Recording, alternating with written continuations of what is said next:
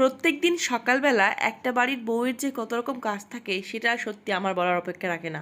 আমার মনে হয় প্রত্যেকটা বাড়ির বউ সেটা ভালো মতো বুঝতে পারে। কি বন্ধুরা, তাই তো? দেখো, আজকে সকালবেলা একটুখানি হাতের কাজ গুছিয়ে নিয়ে ভাবলাম একটুখানি বসি, তারপর অন্যান্য কাজে হাত লাগাবো। সে কি আর উপায় আছে বলো? দেওর নিয়ে আসলো এক ব্যাগ ভর্তি বাজার করে, সব সবজি বাজার। যদিও বর্ষাকাল, সবজি সেভাবে আনা হচ্ছে না, কারণ আমরা সবাই কম বেশি জানি বর্ষাকালে সবজি খুব দ্রুত নষ্ট হয়ে যায়। এর জন্য কিন্তু একবারে 3-4 দিনের সবজি আনা হয় না, 2-1 দিনের আনা হয়, তারপরে শেষ হয়ে গেলে আবার আনা হয়। তো আজকে আনা হয়েছিল অনেক কিছু, তোমাদের সঙ্গে সেটাই শেয়ার করি।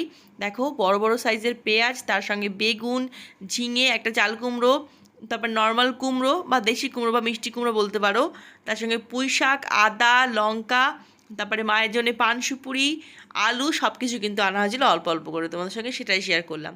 এখন এগুলোকে সমস্ত গুছিয়ে রাখবো, তারপর দিনের অন্যান্য কাজে হাত লাগাতে পারবো। তো বুঝতেই পারছো কতটা কাজ থাকে সকালবেলা বাড়িতে।